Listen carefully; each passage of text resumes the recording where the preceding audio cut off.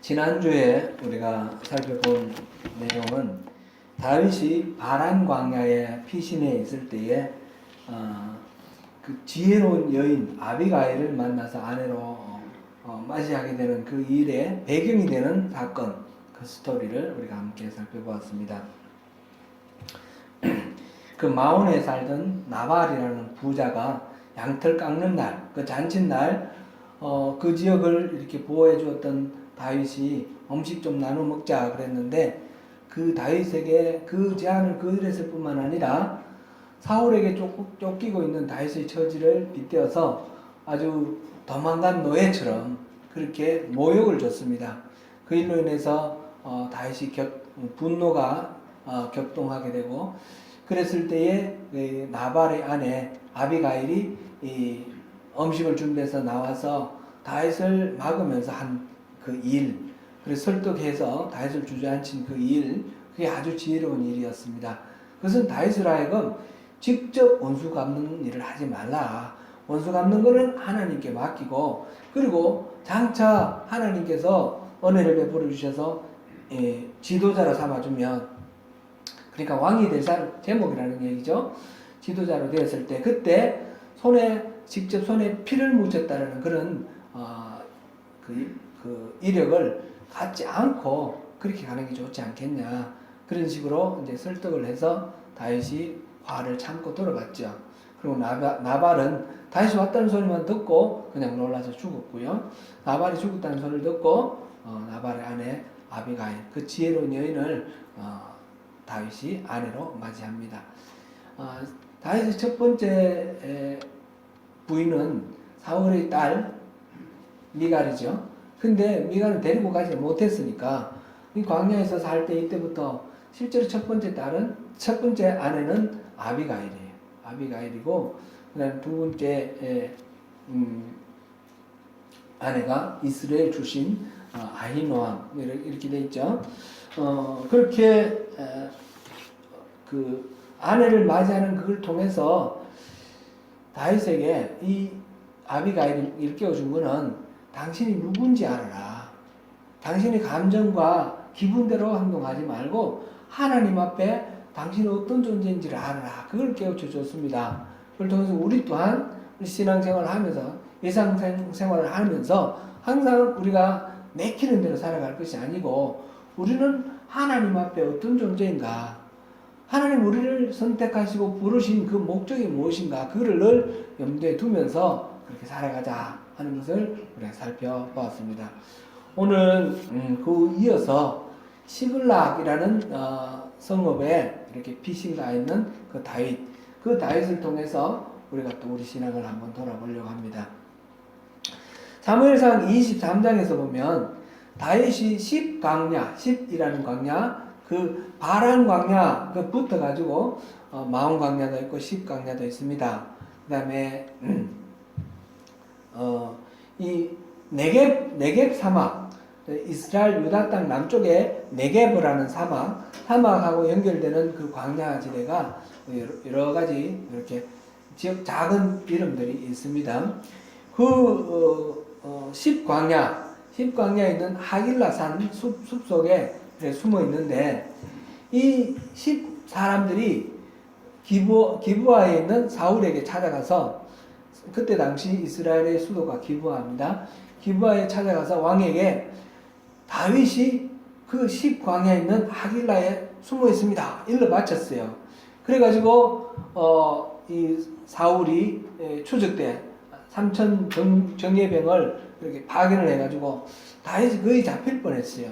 마온 광야로 도망을 왔는데 포위가 되어 잡힐 뻔했는데, 마침 그때 블레셋이 공격을 해와서 이 외적이 쳐들어오니까 할 수 없이 사울이 이 블레셋을 막으러 가는 사이에 다윗이 겨우 목숨을 살리는 그런 이야기가 23장에 나왔었는데,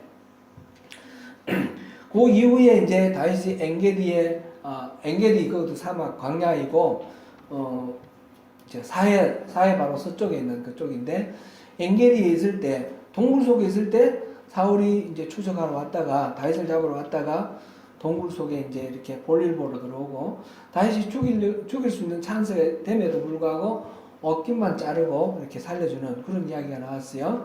그래서 다윗이 사울에게 나는 왕을 죽일 생각이 전혀 없다 하는 것을 다짐을 하고 밝히고 왕이 나를 죽이지 말라 그렇게 요청하고 이렇게 하는 그런 장면이 나왔어요. 그 이후에 아비가일을 만났고요.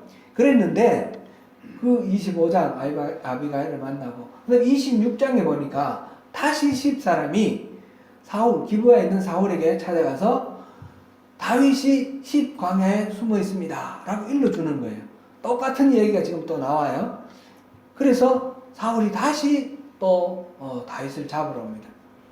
분명히 그 엔게디에서 살려줬는데 옷깃만 자르고 이러면서 나는 당신 죽일 생각 없으니까 왕도 나를 죽이려고 하지 말라고 내가 반역하려고 한다는 건 다 모함이니까 그 말 듣지 말라고 그래가지고 사울이 그 말 들어줬지 않습니까?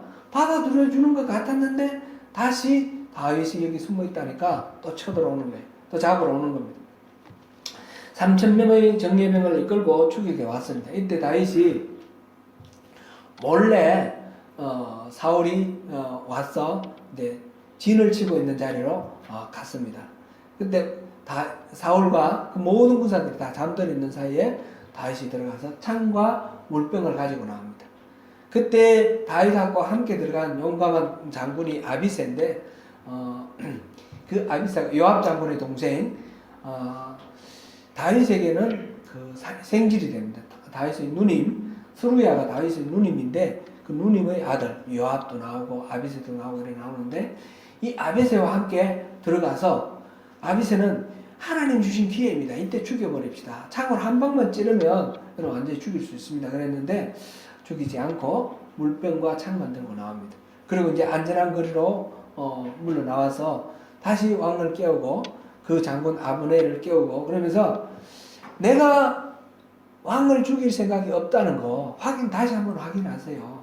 내가 창과 물병을 갖고 나왔습니다.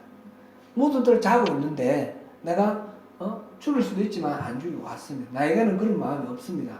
제발 나를 죽이려고 쫓아다니지 마세요.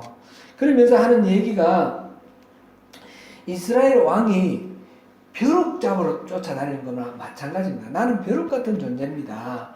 그렇게까지 스스로를 낮추면서 왕을 높여주면서 나를 쫓지 말라고 그렇게 다짐을 합니다. 그래서 왕은 사울 왕은 다시금 다윗을 높이고 그래 네 말 맞다. 내가 다시 너를 쫓지 않겠다. 그렇게 말을 합니다. 이렇게 끊임없이 쫓겨다니던 다윗은 이제 더 이상 이스라엘 영토 안에 숨어 있지를 못하고 이제 나는 이 이스라엘 영토 바깥으로 가야 되겠다 해서 찾아간 곳이 블레셋입니다. 블레셋의 가드 왕 아기스에게 찾아갔습니다. 블레셋은 참고로 말씀드리면 5개의 나라의 연합체입니다. 가드도 있고 그 다음에 에글론, 아스돗, 에스글론, 그 다음에 가사 이렇게 나옵니다. 가사가 지금의 팔레스틴 나라가 가자 지구잖아요. 가자 지구. 거기 그 가사 그 이름이 그대로 나오고 있고 그렇습니다. 이렇게 5개 나라가 연맹을 이루어서 하나의 블레셋이라고 이렇게 일컬어지는데 그 중에 유다 땅에 가장 가까운 나라가 바로 가드예요. 가드는 이스라엘하고 전쟁이 그러니까 많겠죠. 많이 붙어 있으니까 인접해 있으니까 많은데 가드가 어떤 나라죠? 우리가 생각하는 게 있잖아요. 우리 생각나는 게 있잖아요. 골리앗의 나라가 바로 가드 아닙니까? 다윗이 골리앗을 물맷돌로 서로 떨었는데 바로 그 가드 왕 아기스에게 다윗이 혼자 힐을 단신으로 도망을 갔을 때 그때 도망갔을 때 어떻게 했나요? 그 신하들이 이때가 기회입니다. 다윗을 잡아 죽입시다. 원수 우리 골리앗 장군을 죽인 다윗 죽입시다. 그랬을 때 다윗은 그 소리를 듣고 목숨을 살리기 위해서 어떻게 했습니까? 입에 침을 질질 흘리면서 미친 척 해가지고 그러니까 저 미친놈 저거 굳이 건드릴 필요 없다. 그럴 때 겨우 도망 나왔어요.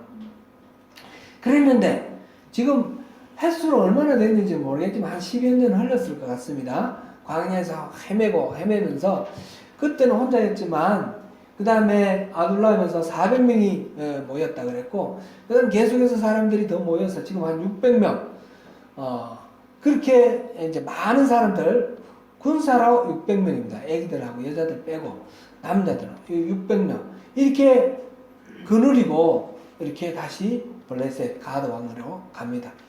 가드의 왕 아기스에게로 갑니다. 말하자면 이제는 혼자 도망가는 그런 처지가 아니고 이 공동체를 이끌고 가서 가드 왕하고 말하자면 왕에게 내가 항복할 텐데 나를 받아주라. 그러면 내가 왕에게 충성하겠다. 그럼 당신은 나를 이제 보호해달라. 이런 식의 말하자면 종주권 계약을 체결하는 그런 동맹 관계입니다. 그렇게 해서 왕에게 찾아갔습니다. 그래서 내가 살 땅을 주라 그랬더니 그때 준 땅이 시글락입니다. 오늘 우리가 보는 시글락. 시글락은 그때 이후로 계속 유다의 땅이 되었다 그랬는데 블레셋 땅이었는데 이 가드 왕 아기스가 이 다윗에게 주고 나를 후 나중에 이제 다윗 왕이 그 전체를 다 통일을 하죠. 통일하고 난 뒤에 솔로몬 아들 때에 다시 나라가 남북으로 나누어지고 이러면서 블레셋이 다시 또 힘을 얻었을 때 그때도 계속해서 이 블레셋 땅 중에 이 시글락은 유다 땅으로 속했다. 그런 이야기입니다. 이건 몇천 년 동안 계속 이어져 나가는 그런 이야기입니다. 이렇게 지금 다윗이 목숨을 살리기 위해서 적국인 블레셋에 투항을 해서 블레셋 왕에게 이렇게 자기 생명을 의탁하는 그런 상황이 되었습니다. 지금 여기서 우리 한번 생각을 해볼 필요가 있겠습니다. 시글락에서 그 다음에 이제 한 1년 4개월을 살면서 나름대로 사울의 그 공격으로부터 이제 안전하게 이렇게 있는데 다윗이 이 숙적인 블레셋의 가드왕 아기스에게 망명해서 시글락에 살게 된 것, 이것을 어떻게 봐야 할 것인가? 그걸 잘했다고 봐야 할 것인가? 잘못했다고 봐야 할 것인가? 여러 가지 우리가 생각해 볼 부분이 있습니다. 이 일을 보는 신학자들의 관점은 두 가지가 있습니다. 첫 번째로는 도덕주의적 관점입니다. 도덕적인 관점에서 이렇게 보는데 여기서 다윗은 영적으로 타락했다 이렇게 봅니다. 이스라엘의 기름 부음 받은 자 왕인데 어떻게 적국인 블레셋의 땅에 블레셋의 왕에게 가서 투항을 하고 망명을 하느냐? 이거는 이 조국을 배신한 것이고 하나님의 나라 이스라엘을 배신한 것이다. 하나님을 배신한 것이나 마찬가지다. 이렇게 보는 것입니다.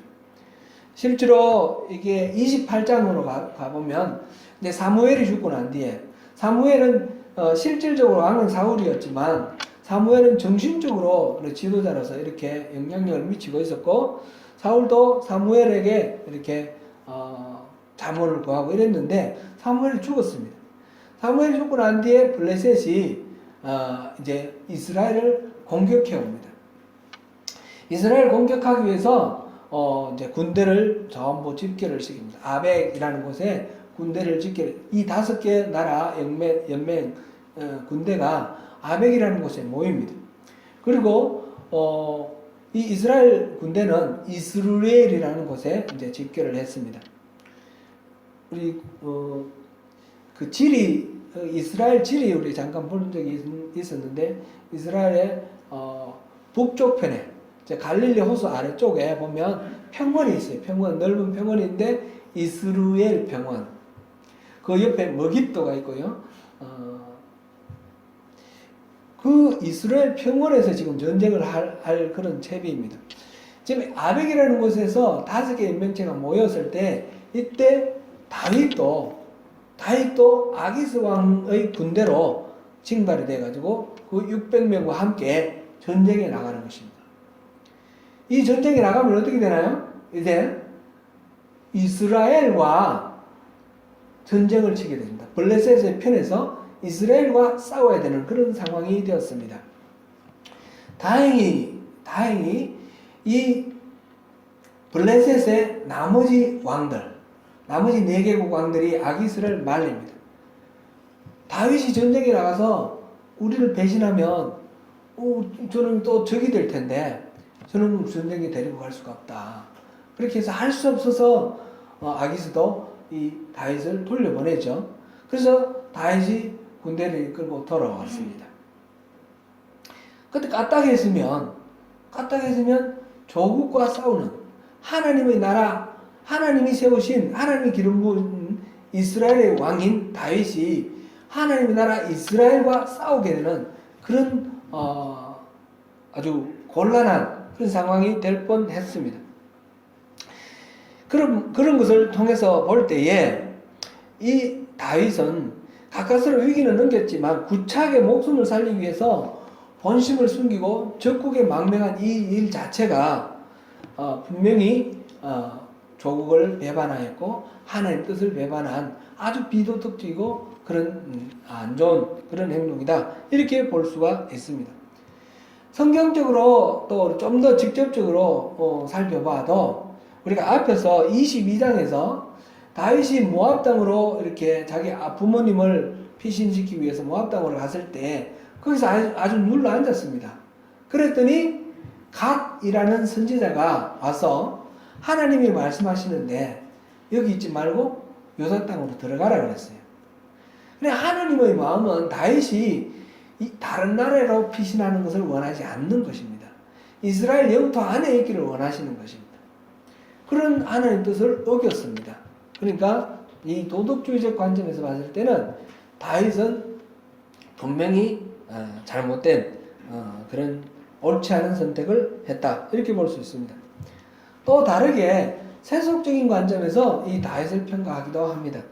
거기서 볼 때는 다윗에게는 이런 보면 믿어지지 않는 행운이 따르기는 했지만 다윗이 어떻게 적국의 왕을 자기를 그렇게 미워하는 적국의 왕을 그렇게 설득시켜서 거기에 안전한 시글락이라는 안전한 피난처를 얻고 사울왕과 싸우지 않고 그렇게 안정된 삶을 살 수 있게 했는가.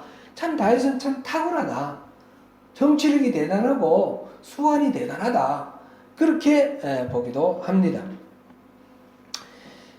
또한 그것으로 인해서 유다의 땅 영토를 시글락이라는 영토를 또 이렇게 공짜로 얻은 거나 마찬가지 아니냐 이렇게 봅니다. 우리가 성경을 볼 때 조심할 것은 위인전으로 보면 안 된다라는 것입니다. 다윗이 도덕적으로나 또는 세속적으로 얼마만큼 훌륭하냐, 얼마만큼 훌륭하지 못하냐 이런 관점에서 우리가 성경을 읽어서는 안 된다는 것이죠. 흔히 우리가 성경을 읽을 때 그런 태도가 있습니다. 사무엘 상하에 나오면 사무엘 상해에 대표적인 어떤 인물 누가 있습니까? 사무엘이 있습니다. 그죠? 그리고 사울이 있고 다윗이 있습니다. 볼 때 사무엘이 얼마나 신령한 사람이냐, 다윗이 얼마나 탁월한 왕이냐 이런 관점에서 성경을 읽으면 안 된다라는 거죠.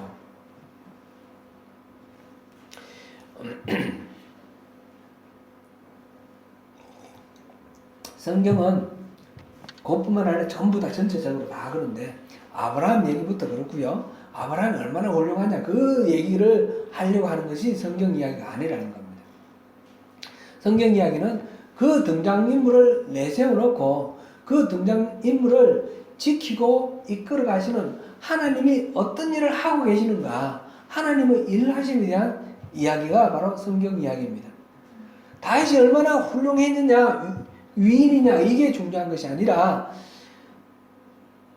뒤집어 놓고 보면 다윗은 위인이 아니지 않습니까? 지금 도덕적으로 봤을 때 조국을 배신한 거고 하나님의 그 뜻을 배반하고 지금 자기 목숨을 구하려고 시글락이라는 곳으로 도망간, 아기스 왕에게 도망간 그런 사람이잖아요. 죄인입니다. 그리고 위인전이 아니라, 성경은 위인전이 아니라 죄인전이다 이렇게 말할 수도 있습니다. 얼마만큼 이 사람이 훌륭하냐가 거기에 관심을 두면 안 된다라는 것이죠. 다윗의 도덕성이나 나의 세속적인 어떤 성취나 성공 여기에 관심을 둘 것이 아니고 하나님의 뜻을 어기고 이스라엘 영토를 벗어나서 도망을 간 다윗, 적에게 통한 이 망명한 못난 왕 다윗, 이 다윗 목숨을 지키기 위해서 구차하게 거짓말하고 속이고 계속해서 아기성을 속이면서 겨우겨우 살아가는데, 그렇게 살아가는 이 죄인 다윗, 그런 다윗이지만 하나님께서는 그를 그 가운데서 기름 부으신 왕으로 이스라엘 왕이 되도록 계속해서 준비하고 계신다는 겁니다. 이 성경에서는 이 다윗에 대해서 옳다 그르다 평가하지 않습니다. 다윗은 그러했다. 지금 그렇게 시글락에 가서 비굴한 삶을 살고 있다. 그렇게 설명을 하고 있고, 그리고 난 뒤에 어떤 과정을 거쳐서 하나님은 이를 왕으로 세우신다. 그런 이야기로 나와 있습니다. 사실 다윗은 영적인 삶에 전혀 어울리지 않는 그런 환경 속에서 살아가고 있습니다. 그는 끊임없이 이스라엘 백성들을 괴롭히는 적국의 왕, 가드의 왕 아기스의 비위를 맞추기 위해서 이렇게 최대한 노력하고 있습니다. 아기스에게 저기를 보일 수도 없고 아양을 떨고 있고 아첨을 하고 있는 그런 상황입니다. 블레셋은 우상을 숭배하고 있는데 우상 숭배하는 것에 대해서 어떤 반대도 할 수가 없습니다. 또 아기스 왕에게 바로 우리 이스라엘은 내 조국이니까 이스라엘하고 내가 싸우지 않도록 해달라 이렇게 말할 수도 없습니다. 나와서 싸우자 그러면 싸워야 되는 것이고, 계속해서 시글락 남쪽 그 이집트와 중간에 있는 그곳에 있는 아말렉 쪽을 공격해서 그들로부터 또 많은 전리품을 빼앗는데, 전리품을 빼앗아서 아기스 왕에게 바치면서 내가 이스라엘을 공격했습니다. 네게브 땅에 있는 이스라엘을 공격해서 이만큼 뺏어왔습니다. 그렇게 거짓말을 합니다. 그렇게 함으로써 아기스가 자기 조국 이스라엘을 공격했으니까 이제 이스라엘하고는 원수가 되어서 나를 배반하지는 않겠지, 이렇게 안심하게 만드는 거죠. 그렇게 구차하게 살아가고 있습니다. 이 가운데 하나님이 말씀하고 계시는 것은 이런 연약한 죄인, 허물 많은 다윗이지만 하나님께서 계획하신 대로 이를 이스라엘의 왕으로 삼기 위해서 계속해서 훈련하고 있습니다. 시글락에서 있었던 모든 일들을 통해서 하나님은 점점 이 사람이 왕답게 만들어가는 걸 볼 수 있습니다. 전장에 나갔다가 그 이스라엘 자기 조국과 싸울 뻔했던 그 전쟁에 나갔다가 이 전쟁에서 나중에 사울 왕도 죽고요, 다윗의 그 절친 요나단도 죽고 이스라엘은 위기에 빠지게 되는 그런 아주 큰 전쟁이에요. 이 전쟁에 나가게 되는데, 나가게 되었다가 다른 왕들이 반대함으로 인해서 다행히 시글락으로 돌아오죠. 시글락에 돌아왔더니 그곳에서 남아있어야 될 가족도 집도 아무것도 남아있지 않습니다. 완전히 폐허가 되고 잿더미가 되고 불타는 연기가 나고 있습니다. 지금 아말렉이 이 군사들이 피운 이 자리를 시글락을 침공해 와서 모든 재물을 다 약탈해가고 집을 다 불질러버리고 살아있는 사람들은 전부 포로로 끌고 다 사라졌습니다. 이 광경을 본 그 다윗의 부하들이 너무너무 비통해하면서 다윗을 돌로 치려고 합니다. 사람들이 어떤 재앙을 당하면 평소에 이렇게 쌓아왔던 어떤 성품이나 인격 이런 것들이 아주 갈리는 그런 상황이 됩니다. 아주 극단으로 최선으로 되든지 최악으로 되든지 그렇게 갈라지게 됩니다. 지금 이 다윗을 따라다니던 600명은 어떤 사람이었습니까?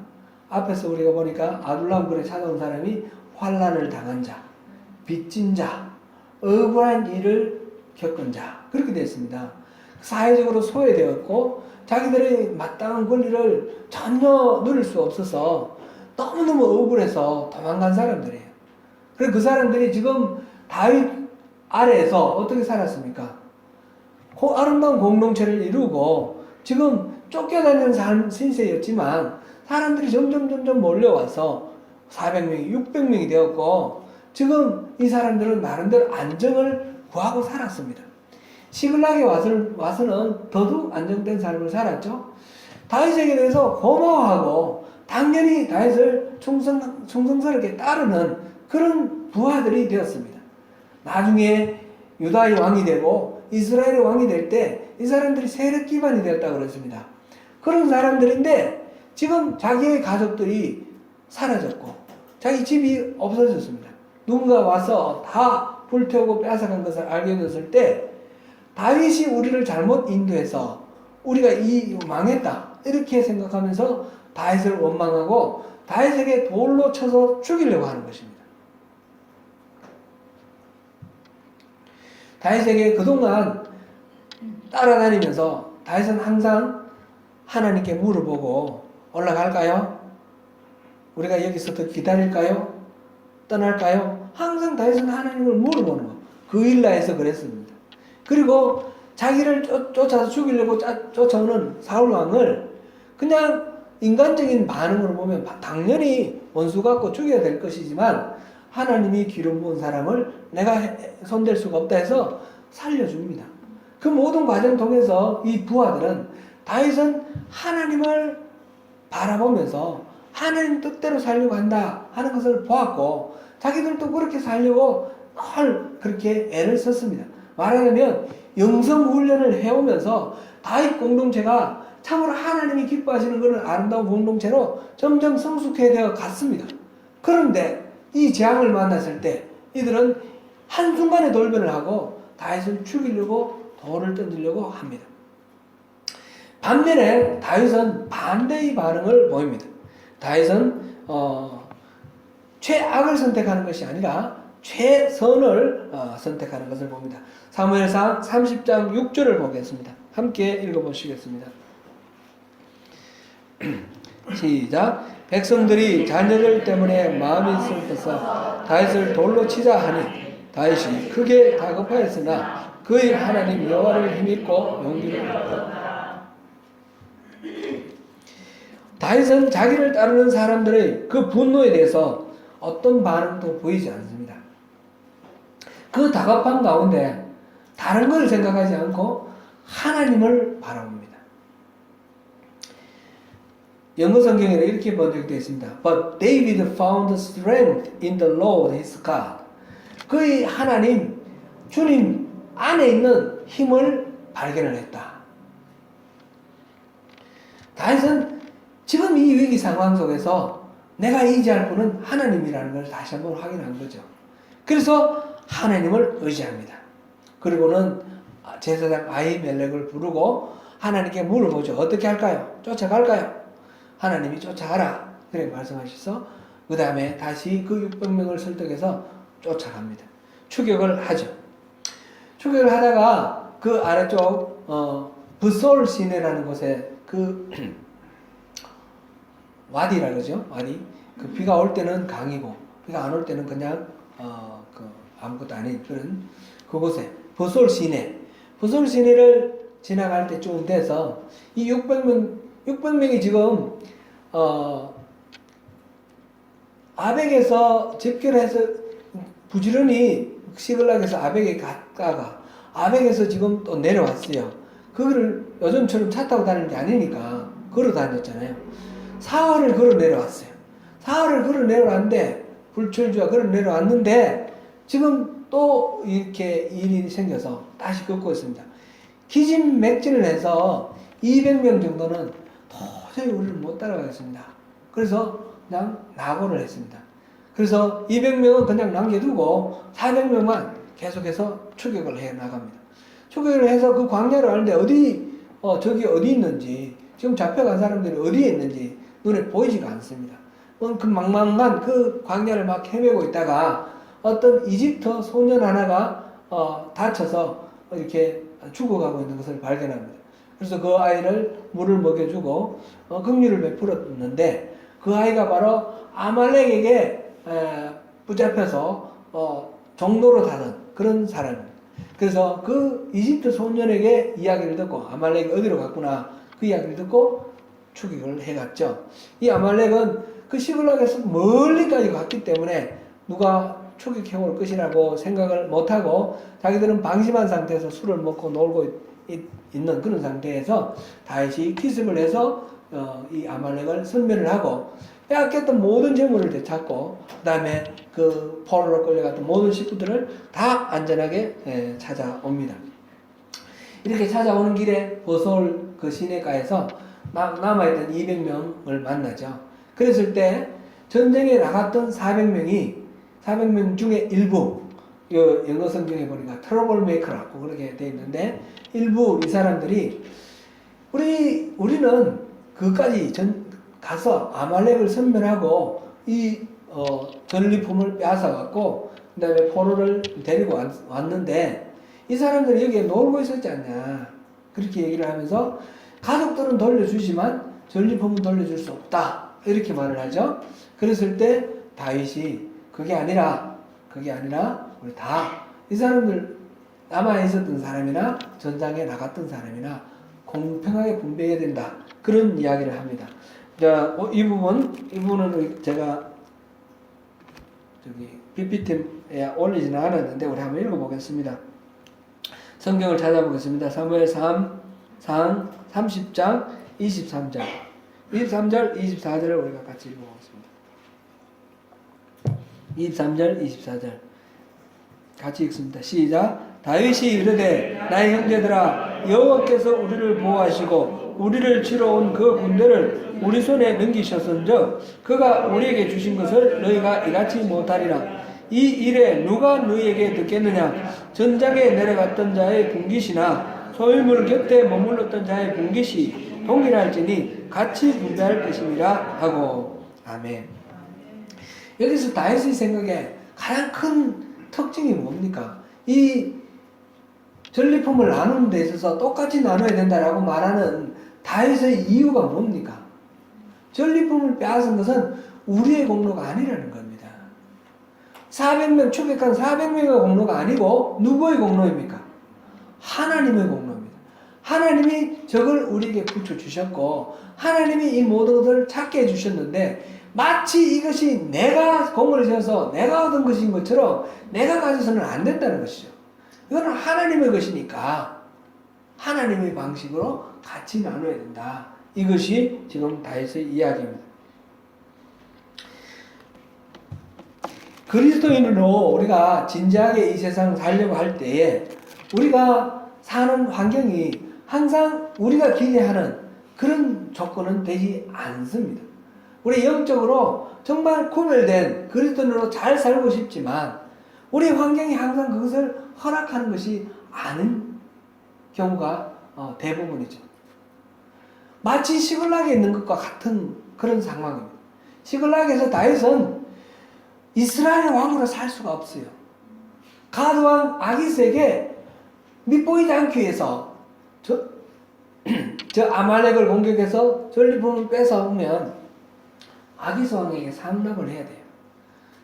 이런 상황, 블레셋이 잘못되어 있는 그런 것에 대해서 입도 뻥긋 할 수 없고 그냥 그 속에 잠잠히 있어야만 하는 상황.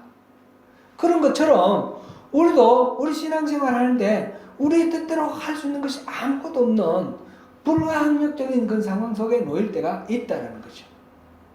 지금 코로나 이거를 당하면서 다시 한번 그런 생각이 드는데 어떻게 선택할 수가 없는 이 상황 속에 우리는 당해야만 하는 그런 것 같은 생각이 들 때가 있습니다.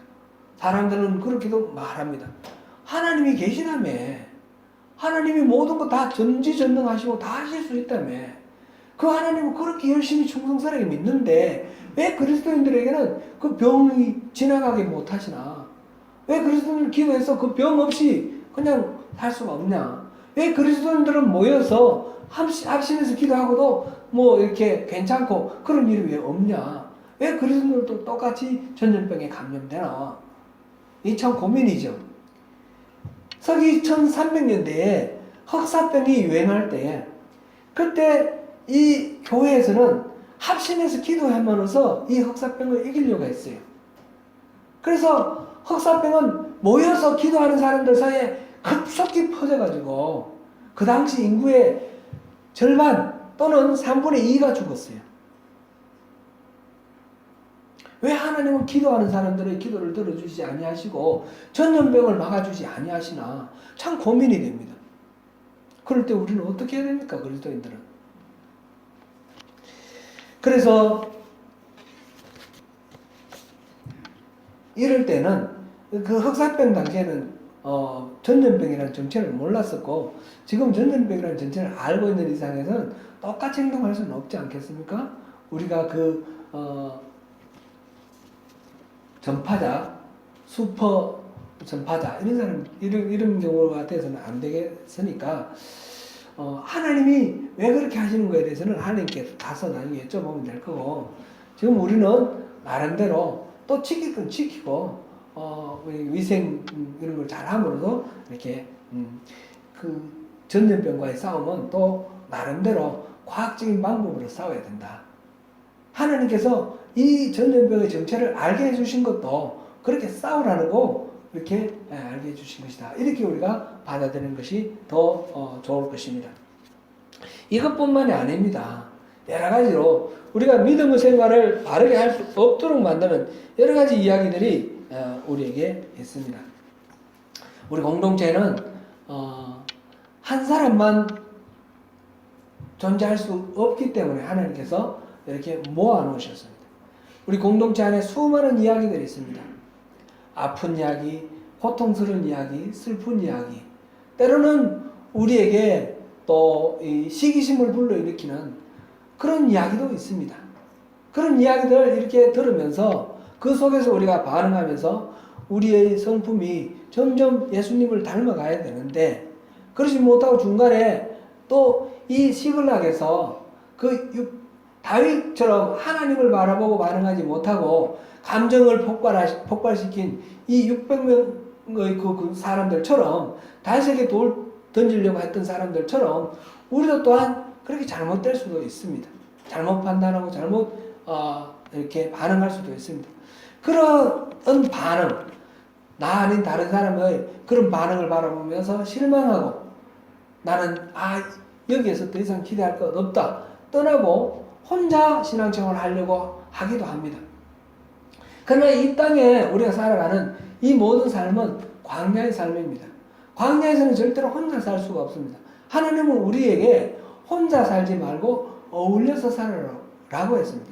때로는 상처를 입고 때로는 상처를 주고 그러면서 어울려서 이 속에서 살아라고 하셨습니다. 이 모든 과정 속에서 우리가 도덕적으로 완벽하기를 요구하는 것이 아니라 하나님께서는 다윗에게 보여주신 것처럼 우리가 이 성경을 통해서 우리가 배워야 하는 키포인트 그거는 바로 이 모든 과정 속에서 하나님은 어떻게 일하시는가 하나님 일하심을 우리가 어떻게 파악하고 반응하고 거기에 따라갈 것인가 하는 것입니다.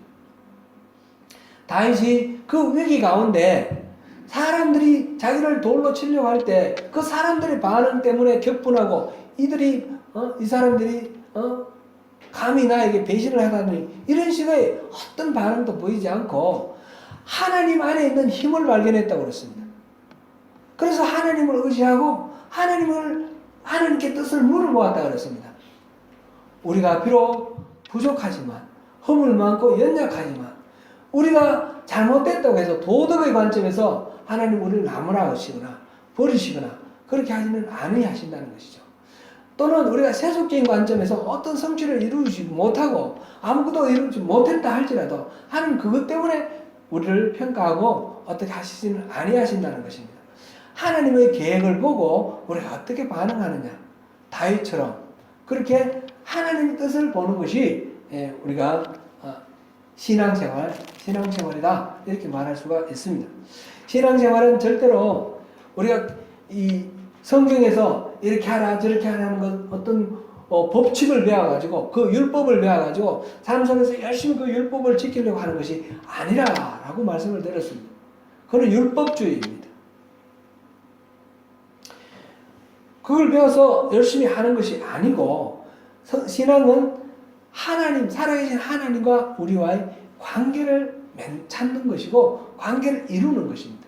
그 과정 속에서 실수도 있고 잘못도 있지만 늘 하나님을 찾아가는 것. 그것이 바로 믿음이고 그것이 바로 우리 하나님께서 기뻐하시는 그리스도인의 삶인 것입니다. 이것을 우리가 좀 유추하기 위해서 예수님이 병 고치시는 경우를 한번 생각해 볼 필요가 있습니다. 예수님이 병을 고치실 때 그런 말씀을 많이 하셨어요. 너의 믿음이 너를 구원하였다. 제가 이렇게 몇 군데만 찾았는데 누가복음 7장 50절, 누가복음 8장 48절, 17장 19절, 18장 42절 여기에서 이를테면 그 혈루병 앓은 여자 예수님의 옷자락을 만짐으로써 병이 다 나았죠. 이럴 때에 예수님이 그 여자를 보고 내 믿음이 너를 구원하였다. 이렇게 말씀하셔요. 이거를 우리가 잘못 이해를 하면 내 믿음, 나의 믿음이 어떤 파워풀한 어떤 능력인 것처럼 생각합니다. 그래 믿음이 강해가지고 나는 다 뭔가 할 수 있어. 그런 의미가 아닙니다. 예수님은 전혀 믿음 없는 사람도 병을 고쳐주십니다. 그 공회당에서 손 마른 사람을 이렇게 손을 고쳐줍니다. 전혀 믿음하고 상관없는 사람, 안식일 날 병든 자를 고치는 게 맞느냐, 고치지 않는 게 맞느냐, 사람들에게 물어보고, 그러면서 이 안식일의 주인이 바로 인자다, 하나님이다, 예수님이시다라는 것을 보여주기 위해서 그렇게 손 마른 자를 고쳐주십니다. 그거는 믿음하고 상관없는 거죠. 어떤 사람을 고쳐주고 어떤 사람을 안 고쳐줍니까? 예수님이 고쳐줘야 되겠다고 생각하는 사람은 고쳐주시고 안 그런 사람은 안 고쳐준 겁니다. 그런데 그러니까 전적으로 예수님께 달려있는 거죠. 전적으로 모든 것들은 치유는 예수님께 달려있고 하나님께 달려있는 것입니다. 우리의 믿음이 얼마만큼 강하냐, 그래서 내 믿음의 능력으로 고침받는 것, 그런 건 아니라는 거죠. 그러니까 신유의 은사를 받았다, 신유의 은사를 가지고 있다, 이렇게 해서 그 사람의 어떤 능력으로 병고침 받는다, 이렇게 생각하면 그건 오산이라는 것입니다. 그러면 우리는 왜 믿어야 합니까? 하나님은 그러한 하나님의 은혜를 믿고 의지하는 사람을 긍휼히 여기고 그에게 은혜를 베푸시기 때문에 그렇습니다.